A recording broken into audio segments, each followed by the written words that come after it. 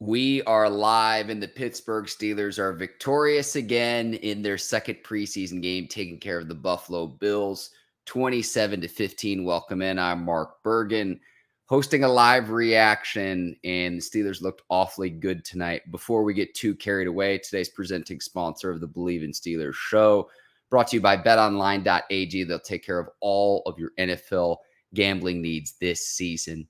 Just use our promo code Bleav, that's BLEAV, to receive your 50% welcome bonus on your first deposit. Bet online where the game starts. Steelers taking care of business, and I'm going to start out right from the top. Do we owe Matt Canada an apology? Steelers offensive coordinator, and the offense has been everything you could have hoped and dreamed it would be. I understand it's preseason. I understand this is meaningless when it comes to the regular season.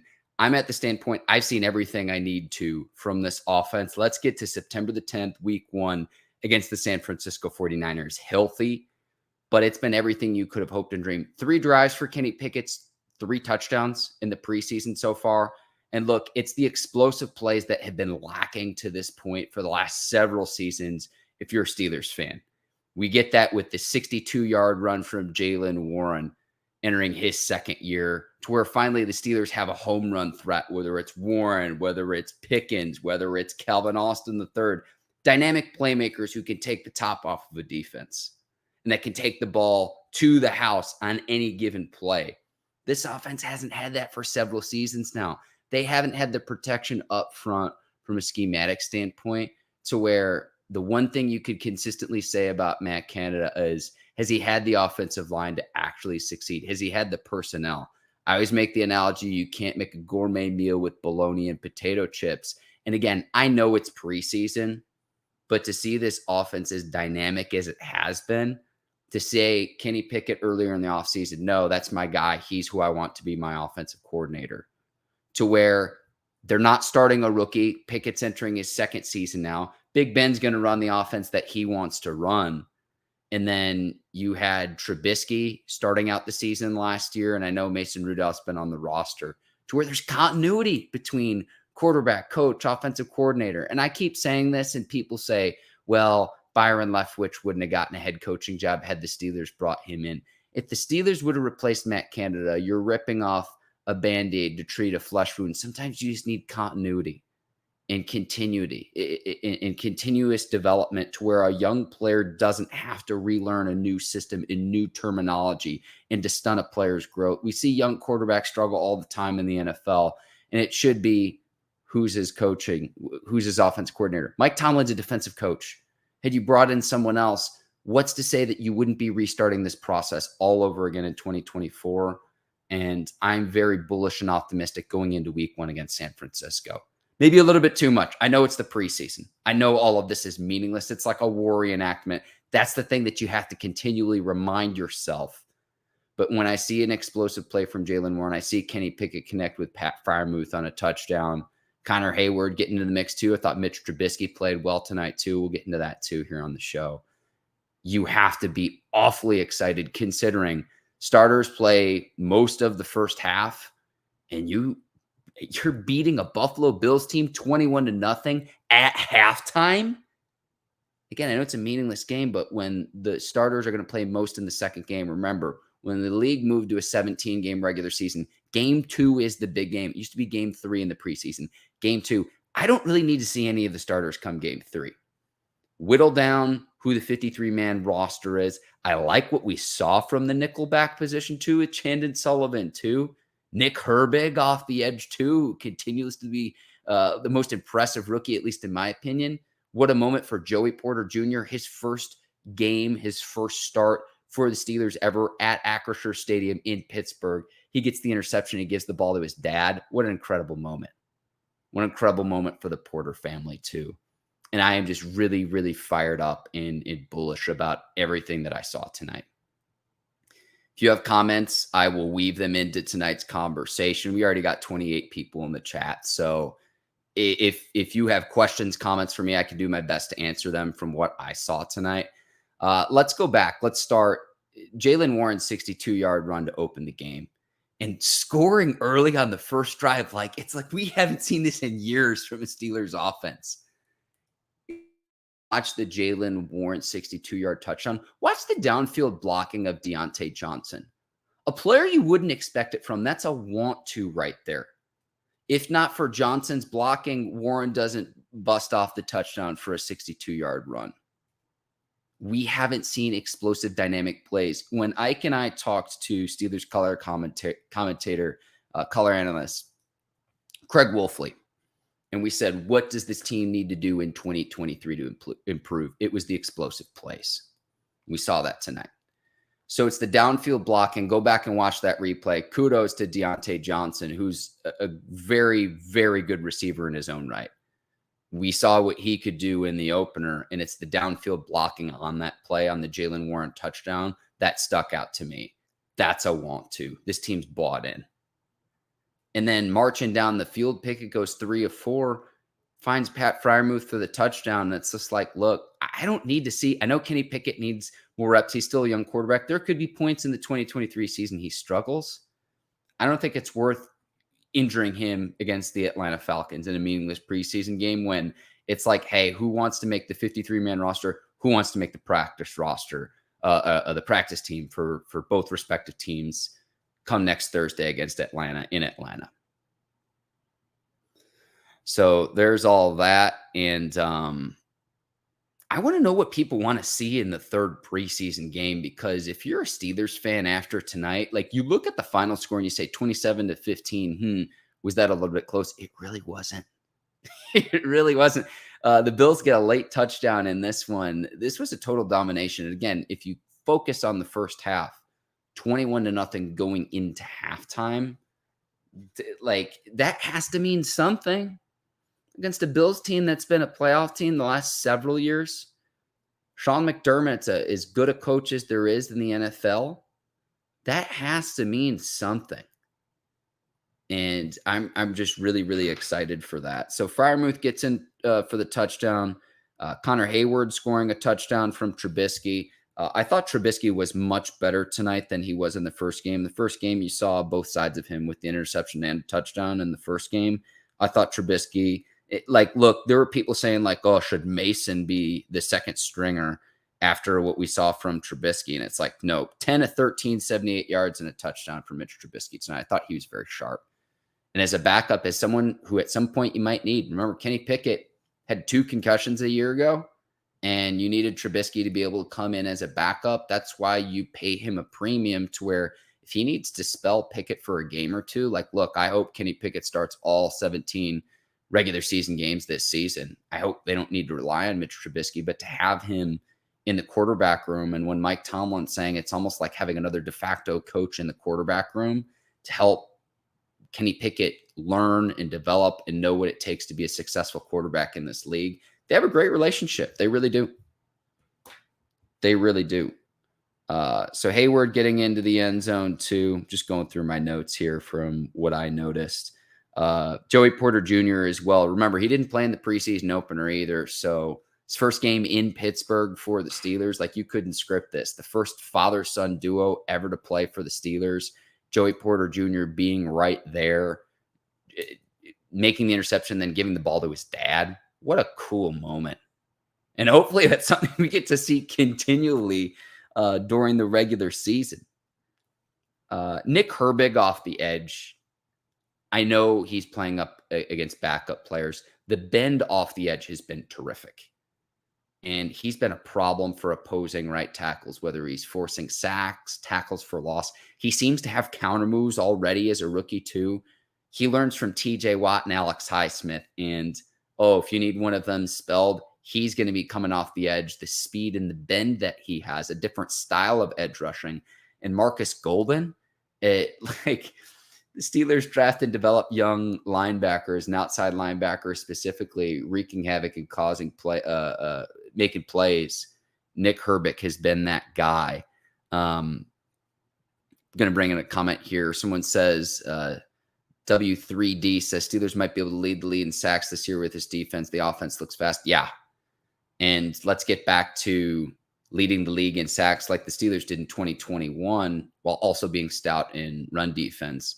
And Alex Highsmith chasing down Josh Allen for a sack too. He and TJ Watt race to the quarterback. And if they're not good enough, you got two dogs waiting. I know Marcus Golden, established veteran in this league, and then Nick Herbig, what we've seen off the edge. If either of those guys need a blow, they need a series, they need a playoff. Herbig, to me, from what I've seen in the game action, has been the Steelers' best rookie. The guy's been everywhere. It's like, oh, another tackle, another forced fumble tonight. I thought he was terrific. Vincent Hott says, lots of Mason and third stringers in Atlanta. Yeah, play Tanner Muse. Honestly, Mason Rudolph has starting experience too. Sure, if Mason wants to play out there and you want to maybe, could you flip Mason Rudolph for a team that needs, say, a backup quarterback to get something to say, let's go on a run in 2023?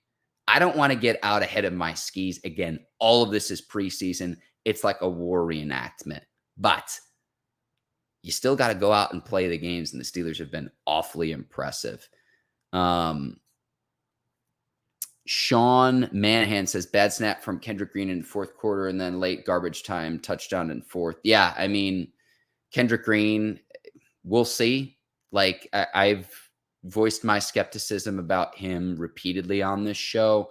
I thought he was a little bit better tonight than he was in the preseason opener, but for him, it's not going to be being a fullback in special packages. If Mason Cole or a guard goes out with an injury, can he step in and be a formidable player and be stout up front in the A gap and B gap?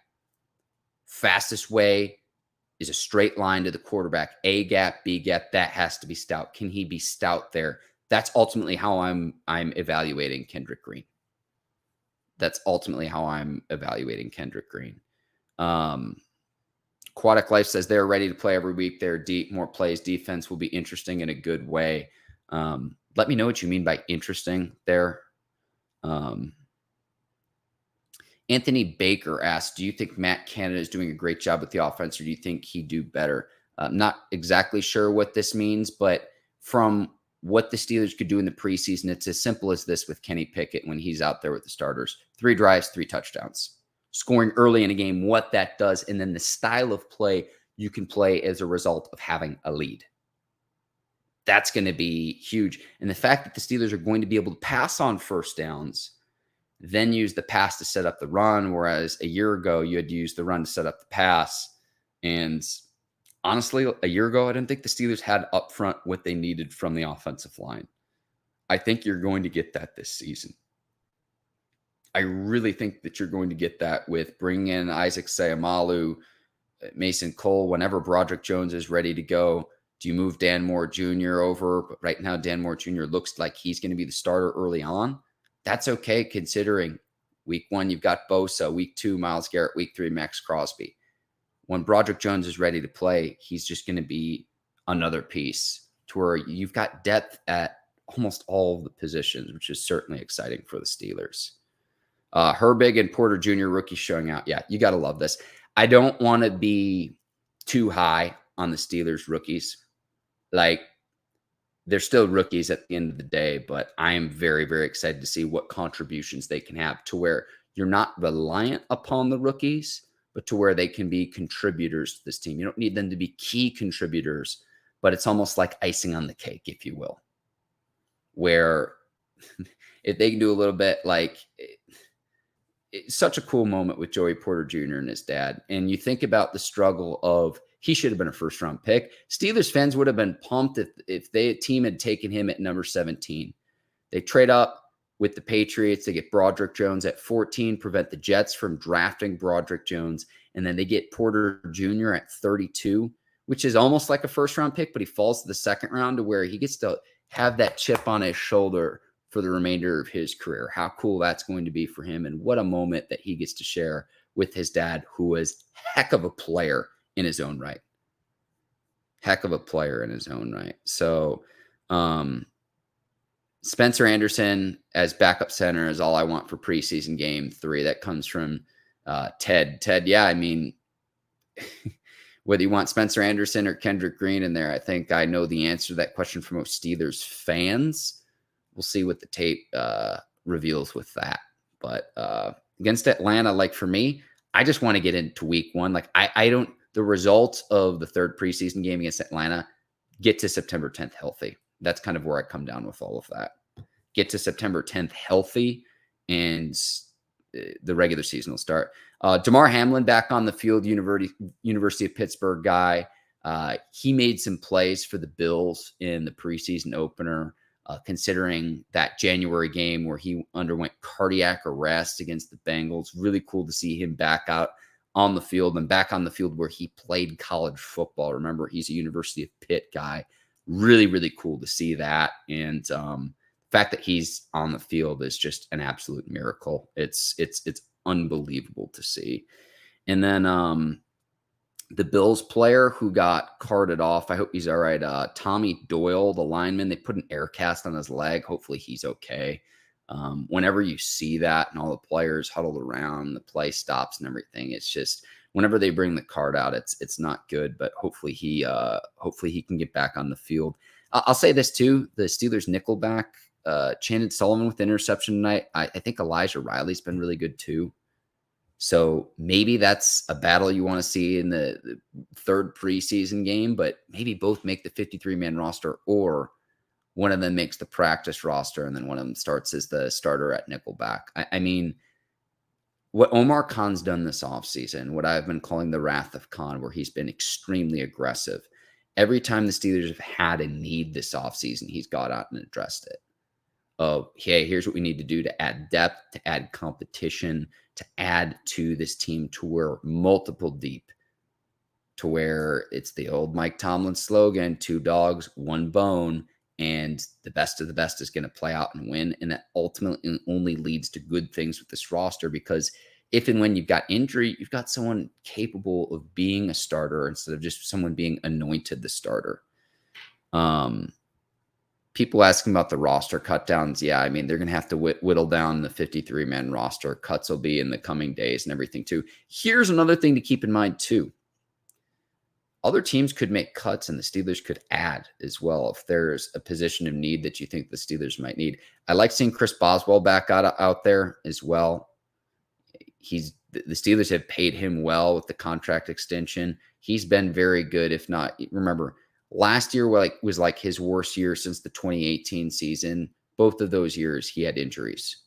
That's the common denominator there. So good to see him back out on the field for the Steelers. And hopefully, I mean, special teams too. Calvin Austin III with a nice punt return tonight too. Like rolling on all cylinders. And I'm trying to find criticisms of things that I think the Steelers could improve upon. I'm going to be honest, it was kind of tough tonight to find anything to be super critical about when it comes to Pittsburgh's standpoint. But where I would say is again, all of this excitement, all of this optimism, it's still the preseason.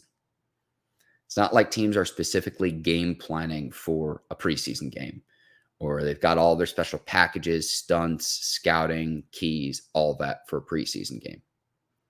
But you beat Buffalo starters 21-0 in the first half. You got to be excited about that. You absolutely have to be excited about that.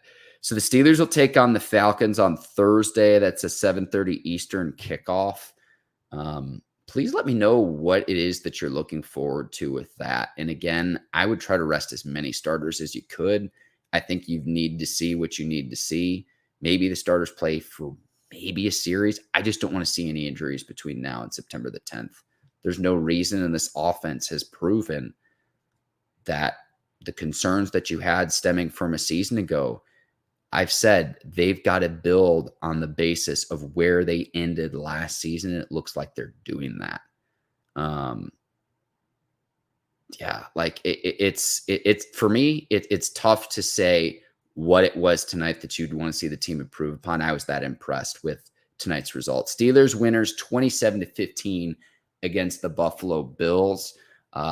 If anyone else has any other questions after the fact that they're watching this, I'll do the best I can to answer it. Want to keep this going for a little bit longer. Again, if any of you have questions, feel free to weigh in. And I'm looking at them right now, and I think I've addressed a lot of the big ones. But yeah, I mean, really, really excited for tonight's result. And it's been Like, you get out of Latrobe and we get closer and closer to September the 10th against the 49ers. First home opener for the Steelers since 2014. How electric Pittsburgh is going to be that opening weekend, because it's been a long time since the season's opened in Pittsburgh. I don't want to get too far ahead of myself. Like, for me, I want to see this come week 1 of the regular season, come week 2 of the regular season, because I don't want us to go back to say, oh, they looked great in the preseason, yet it was, in fact, the preseason. I always go back to what our guy Dave Damashek says. The preseason is a lot like a war reenactment, and it reconfirms biases that you might have. Can you do this against the 49ers, a team that was in the NFC Championship game a year ago? And if not for not having a quarterback in that game, could have represented the NFC in the Super Bowl. It's maybe a little bit of a hyperbole, but you get the idea. Can you do this against your division opponent in the Browns week 2? Can you do this week 3 against the Raiders? Like, how do you start those first 3 games? Can you go like 2-1 or 3-0 in those first 3 games? You go 2-1 or 3-0 in those first 3 games, and you're sitting pretty if you're the Steelers, in all seriousness. And again, I'm going to end this here. Curtis Clark, I love this comment. I'm going to bring this in really quickly. We have volunteers. I love this. Mike Tomlin quote. I love this quote. I'm going to end this here where I started. Do we owe Matt Canada an apology? I think it's a little too soon to say that, but the fact that I'm even asking that question is very, very telling. My name is Mark Bergin. Thank you so much for watching the Bleav in Steelers reaction show. Steelers winners tonight, 27-15. I'm going to go ahead and sign off here. Ike Taylor and I will be back later this week. Enjoy the rest of your weekends. I'll see you come Monday or Tuesday. Till then, take care. So long, everybody.